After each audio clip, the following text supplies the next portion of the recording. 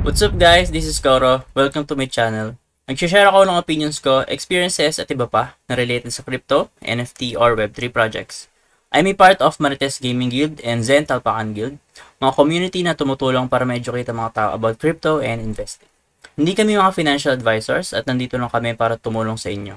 Mandatory pa din na you do your own diligence. So without further ado, let's dive right in. Hello guys, what's up? Welcome back dito sa ating channel. Koro NFT nga pala, and for today, pag-uusapan natin is all about play to earn and airdrop. So 2-in-1 tayo right now, and ang project na pag-uusapan natin is Nightcrows. So i-follower kita sa Facebook ko, alam mo naman na naglalaro ako ng Nightcrows, and syempre sa TikTok nagla-live ako dyan from time to time. And recently nag-announce si Chroma and Nightcrows ng kanilang partnership, and then nag-launch sila ng campaign which is may kasamang airdrop. So ito yun guys, as you can see, Nightcrows on Chroma. So kailangan mag-reach ng level 45 and then makakakuha tayo ng epic prizes and airdrops. So sobrang simple lang para sumali. Kailangan mo ng level 45 na character, tapos syempre dapat mag-mint ka ng crow sa Chroma network. So if nakapag-mint ka na sa ibang network kagaya ng Wemix, BNB or Polygon, hindi ka na makasali sa event na to, and kailangan mo gumawa ng ibang account or gumamit ng ibang account kasi guys, once na nakapag-mint ka na sa Nightcrows is binded na yung mismong wallet mo and hindi ka na makapagpalit ng network or chain. So as you can see, level 44 pa lang ako and nag-grind ako papuntang level 45, and then syempre level 45 ko tsaka pa lang makokonect yung wallet ko. And then guys, para makasali tayo doon, ang gagamitin nating wallet is Una Wallet. Na-download natin siya sa ating mobile phone, tapos i-connect natin siya sa ating Nightcrows account. Tapos syempre guys, para sa next step natin is mag-mint tayo ng Crow token gamit mismo yung Chroma network. So ulitin ko guys if ever nakapag-mint na kayo ng Nightcrows or I mean ng Crow token sa ibang chain, is hindi kayo makakasali sa event na to unless gumamit kayo ng ibang account or ibang character para makonect nyo ulit yung mismong wallet nyo. And then syempre gagamitin yung network is Chroma network.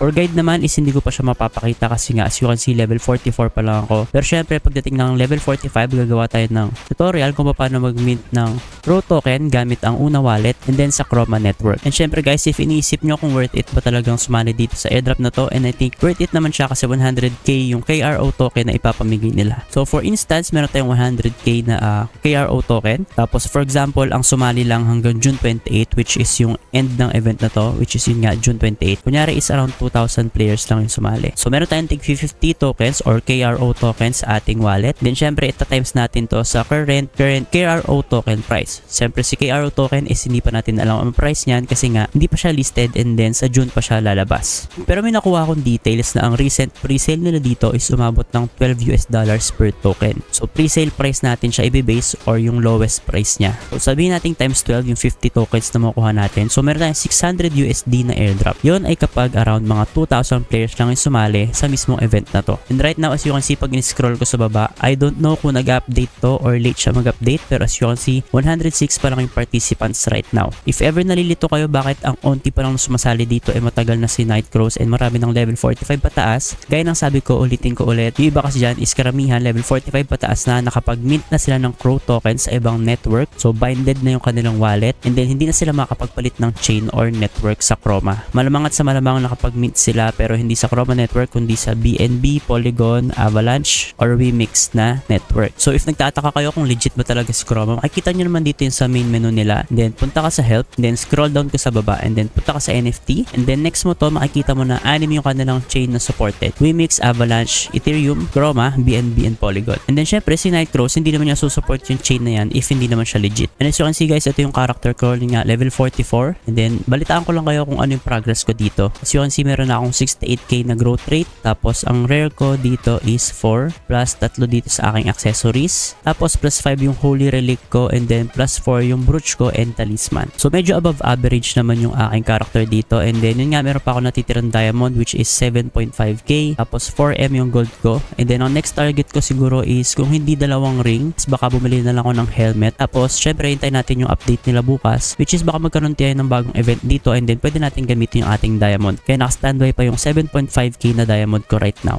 Pero based naman sa aking accuracy and defense, medyo okay naman siya. Sa attack ko, yan medyo papataasin ko pa siya. And if nagtataka kayo no bakit ang dami kong diamonds, so 16k plus diamonds yan kahapon. So kahapon nag-summon ako no. So as you can see, papakita ko sa inyo yung sinamon ko kahapon. So i-ano natin to, AFK lang natin no. Pakita ko yung sinamon ko kahapon, ni-record ko kasi to no. So yun nga, medyo minalas tayo kahapon kasi ang summon natin is 219. So recording to guys yung pinipili ko. Ayan, as you can see, nakikita nyo dyan yung aking chest. So dalawa yan. So isang times 11 Ayan. Tapos isang times 1. So 10 times 1. So 10 yan. Tapos 19 times 11 naman is around mga 209. So meron tayong total summons na 219. So lahat yan ang pinili ko is weapon style. Kasi meron akong mount na epic. And then syempre guys, sobrang swerte natin sa mount na epic. Kaya umaasa ako na baka swerte rin ako sa epic na weapon naman. No? Kasi yung mount ko is nakuha ko lang ng 22 summons. Tapos dun sa 22 summons na yon is dalawa yung epic na mount ko na nakuha. Tapos dito naman 219 summons ng sword or I mean ng weapon. So inaasahan ko na kahit sana naman may isang pirasong epic tayo makuha. Pero yun nga walang kahit anong epic. No? So yung i-open ko yan. So nandito ako kahapon sa Irleta Temple. So I think nagbukas ako dito ng 10. So forward natin, no. Ayan, so nagbukas ako ng isa. Tapos nakuha ko lang is, ayan, so common lang. Tapos binuksan ko pa iba guys. 10 yung inopen ko dyan sa loob ng Irleta Temple. So wala akong nakuha dyan kahit blue weapon man lang, no, or weapon styles. Tapos ang ginawa ko, lumabas ako dyan or nagbukas pa ata ako ng iba pa. Ayan, so you can see 17 na lang, no. 17 times 11. So medyo marami pa yan. Yung ginawa ko, nagpunta ako dyan sa Battlefront. Naka-live kasi ako nito guys. Tapos kausap ko yung mga nasa TikTok. So ang ginagawa namin is pinapunta nila ako sa Battlefront. Sabi nila doon daw ako mag-summon. Tapos lumipad-lipad daw ako. Ayan. So, ginawa ko. Lumipad-lipad naman ako. Ayan. So, trinay natin. So, wala namang epekto yung mga yan. Parang katuwaan lang namin. So, as you can see, wala akong makuha dyan. So, ito yung una ko nakuhang parang red. Ayan. So, akala ko maganda yan, guys. Talagang inano ko pa talaga siya. Akala ko talaga parang sure na epic or mythic or legend kapag ganyan. Pwede pa lang ano lang siya blue. Ayan, as you can see, blue item lang yan. Ayan. So, blue item lang yung nakuha kong pinakamaganda and 4 na peraso lang siya out of 219 weapon styles. So, ganun ka no, katumal yung talagang drop sa akin kahapon. So, nakita nyo isa, meron pang isa kanina. Ayan, so, check natin. So, pakita ko lang sa inyo. 2, 1. So, hintayin natin. So, parang sa last ko meron pa eh. Ayan, ito ata yung last ko. Ayan, so akala ko pagbibigyan ako pero hindi pa rin talaga. Ayan, so yun na yung last ko. So naka-4 na blue lang ako dun sa 219 ko. Kapalit nun, yun nga, meron akong nakuhang mga diamonds. Tapos ginamit ko yun pang farm or I mean pang collect para tumaas yung mismong stats ko. As you can see, ito sa aking collections. So, nadagdagan ako. Meron akong 50 collections right now. So, sa event may kinuha ko dyan which is itong XP gain. Sa antique, ito lang, 3 lang. Tapos, sa bookmark ko, so, karamihan ng kinuha ko dito is mga naka-accuracy. Yan. So, sa defense, meron ako mga kinuha. So, next naman is, ang ginawa ko kagabi, nag-craft ako, which is ito nga, nag-craft ako ng armor, ng pants, para tumaas yung defense ko. Tapos, ng isang accessory.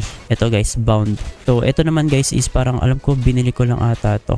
And then ito, na ano ko lang to, na drop lang sa akin to. Ayan, so meron na akong 3 accessory. So yun nga, gaya ng sabi ko nung una, ang next target ko, if ever, baka isang helm o kaya 2 rings. So inaantay ko magmura yung mga recipe dito ng crafting o kaya titignan ko kung may mag-sell ng ring na mababa yung price. And by the way guys, ang server ko dito is 103 Bishop C. So if ever may mga ka-server ako dito, no, if ever may mga binibenta kayong items, kagaya ng ring, sa akin nyo lang siya ibenta and then benta nyo siya ng medyo mura lang naman. So bigyan nyo ako ng konting discount. Kasi guys, malas talaga ako dun sa summon. 219 wala ko nakuha maganda. Pero nga at least no, naka-progress naman tayo. And then isang level na lang is 45 na tayo. Tapos makakasali na tayo sa airdrop ni Chroma Network. So bukod nga pala dito sa kanilang airdrop dito sa Nightcrows is meron silang ongoing Galax campaign which is I suggest na gawin nyo. So if ever wala kayo masyadong panggas dito, I suggest na gamitin nyo or I mean gawin nyo itong nauunang dalawa na to which is itong Begin Here tsaka itong New Game on Chroma. And then yung mga iba naman kasi is optional na lang. Kaya ito yung talagang dalawang sinasuggest ko. Tapos yun nga, as much as possible, if ever di pa kayo nakapag-mint ng Crow token dito sa Nightcrows, is gumamit na lang kayo ng unang wallet and then Chroma Network para at least 2 birds in 1 stone kayo. Bukod sa naglalaro kayo ng Nightcrows is kasali pa kayo sa airdrop ni